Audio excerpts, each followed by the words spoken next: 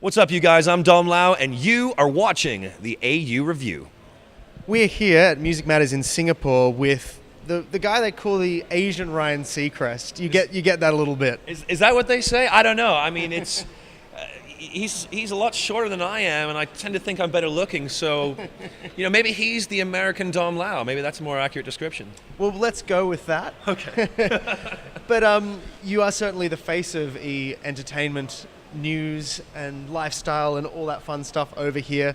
You transitioned from the music industry, though, into the more kind of fashion and world. How did that transition work for you? Well, it was kind of weird to begin with. I got to be honest, because when I was working with Channel V and working in the realm of music, that was, if I'm honest, that was easy street for me because I love music. I'm a passionate musician, and that's what I studied at school.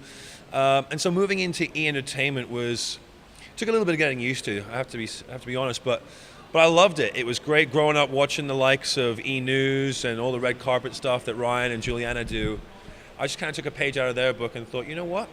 They don't have that here in Asia, so I'm just going to do what they do. So I suppose to a degree, yeah, you could say I kind of copied Ryan. Thanks, Ryan. You the man. I'm coming for your job, by the way. And I just went from there. And indeed, you've done some red carpet coverage yourself. You've been amongst the Academy Award. That crazy thing. I mean, what was that experience like? You've done it 2 times now? I've done the Oscars twice. Let me tell you, that really makes you sit up and pay attention to every little detail that you got to keep in mind. I mean, everything from polishing your shoe. I mean, it was just a real trip for me. It was exciting. It was awesome. But if I'm absolutely honest, I was on autopilot the entire time. I don't even remember half the conversations I had. 5 seconds.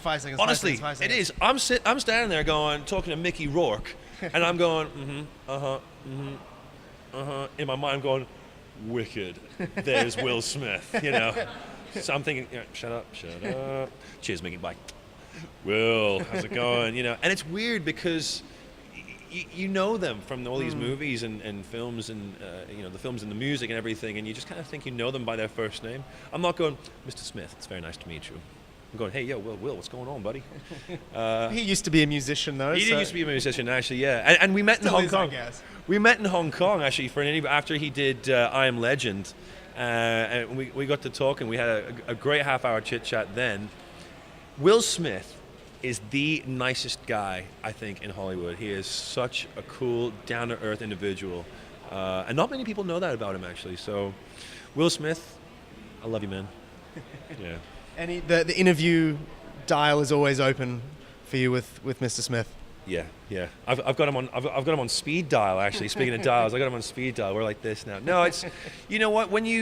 I had a piece of advice a long time ago when I first got into television, and that was, actually, I was just about to head out to LA for the Superman Returns junket with Brandon Routh and Kevin Spacey. And I remember thinking, my God, I'm going to be interviewing Kevin Spacey. And that was my first gig. So I was thrown straight into the deep end. And I remember the first piece of advice I got was, always remember, when you start to feel nervous, remember this: their poo smells too. And I swear that piece of advice works. To this day, I still use that. If I'm interviewing the likes of Lady Gaga or Robert Downey Jr. or whoever, I just think, their poo smells too. And it brings them to my level, you know what I mean? We're just like 2 human beings having a chit-chat. It's awesome. I love it. Tip for all you budding TV presenters and interviewers out there. Well, I'll certainly take that on board. My poo smells too. That's all I can think about now. Moving on. Get a good waft of that.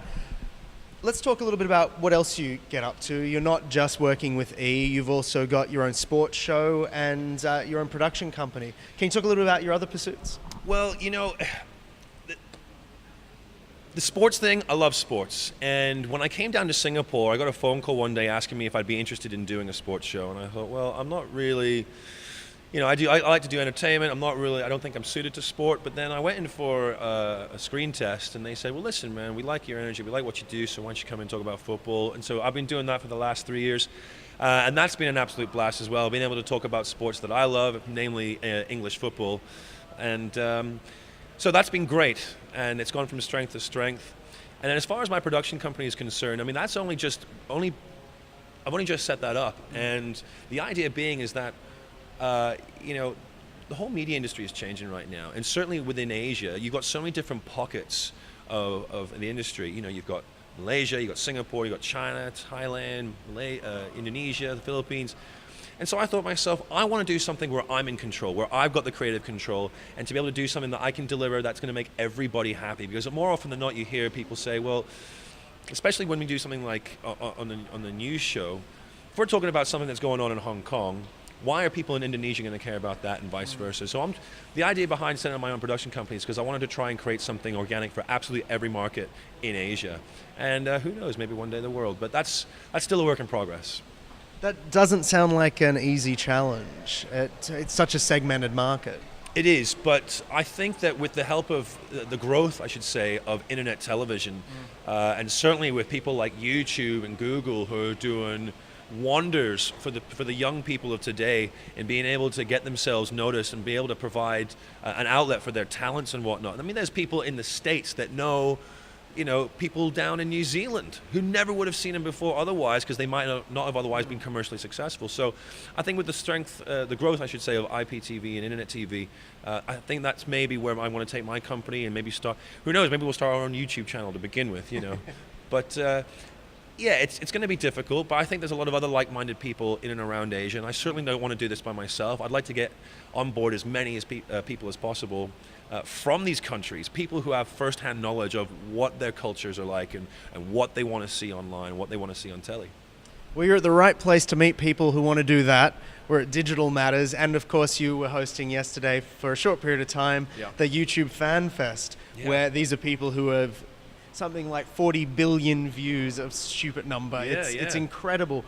What's it like seeing those sorts of young talents getting the opportunity through this platform? Well, first thing is, I'm insanely green with envy. I mean, you know, you read about these guys, you read about people like Ryan Higa, aka Niga Higa, you know, you read about him and his success, over 1.4 billion views, over I don't know how many million subscribers on his channel, and he's probably making upwards of like $250,000 US easy.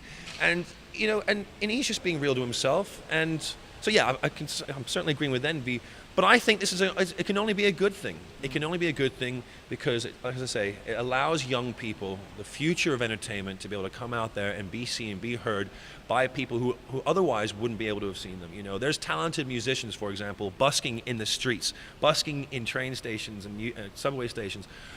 And I've seen them, especially in London and New York and whatnot. I'm thinking, why are you not signed to anybody? You are insanely talented. And all they need to do is have someone film them, put that on YouTube, and some record producer's going to see him and think, my God, I got to find this person.